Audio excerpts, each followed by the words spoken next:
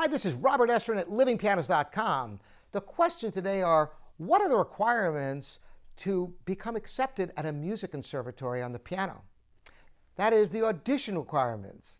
Well, you know what? It's pretty standard. Of course, you will have to look in the catalog online to find for sure exactly. There are variations on a theme, if you will, of what I'm about to tell you. Most conservatories for undergraduate studies, that is, require the following. One of a well-tempered clavier, book 1 or book 2, Prelude and Fugue. And oftentimes they'll say, with the exception of the very first one in C major, and some of them might even have other exceptions like the book 1, the C minor, because they think those are too easy. Although there's nothing easy about any of the Preludes and Fugues, by the way. But many of them say you can't use those. So that's kind of a staple. Now, some schools might allow you to substitute another piece of Bach or Handel, but pretty much a Prelude and Fugue of Bach from book 1 or book 2 is a staple of audition requirements for conservatories. Now, why do you suppose this is? Well, just to be able to learn one of these, and when I say learn, I mean from memory, because most conservatories are going to require you to play your audition from memory, because it's important to be able to memorize on the piano, because there's some pieces that you just can't see everything that you need to see, and there's leaps, and looking up here when you're trying to look down here is really tough to do. So what else after that? Well, usually they want a classical era sonata by Mozart, Haydn, or Beethoven. They'll usually specify those 3 composers because, after all, they're seminal composers with a massive output. Again, there's a couple of exceptions. They say not the famous C major Mozart K545, not this one.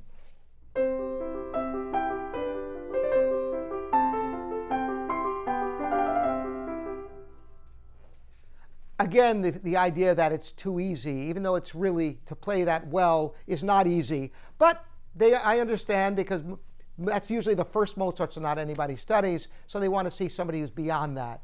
And they also usually say you can't play either the Opus 49, number 1, and number 2 of Beethoven, which...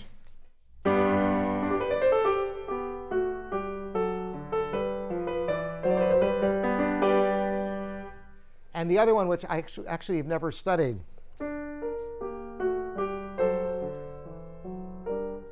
Anyway, so they say not Opus 49, number 1 and number 2, but any other Beethoven sonatas, 32 of them, so you got 30 to choose from. And then they say usually one work of the Romantic or 20th century. Sometimes they'll be more specific, but usually you could play any work of Chopin or Liszt or Debussy, or Bartok, or a myriad composers come to mind. And that's where you have a lot of freedom, because there's a big difference between like playing Stravinsky Petrushka or playing Mendelssohn's A Song Without Words. This is where you can really show what you can do, where you might have a piece that's much more difficult than somebody else can do. And indeed, in the classical sonatas, there are some late Beethoven sonatas that are massively difficult, and even some Mozart sonatas. His last sonata in D major is a handful.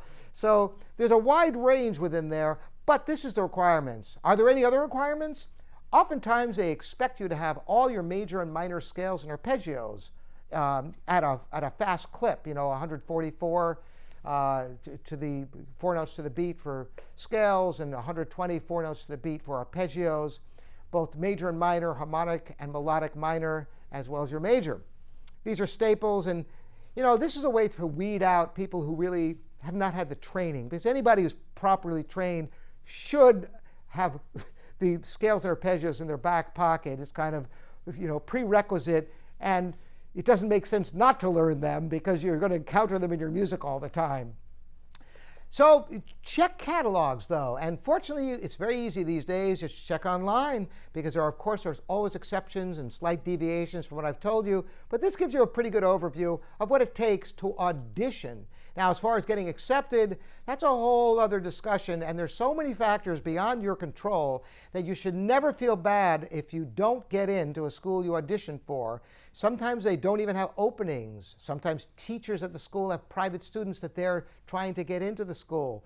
So if you have auditioned and you thought you played great and didn't get in, don't give up. That's not an affront to you personally. You can never predict auditions no matter how good you are. All right?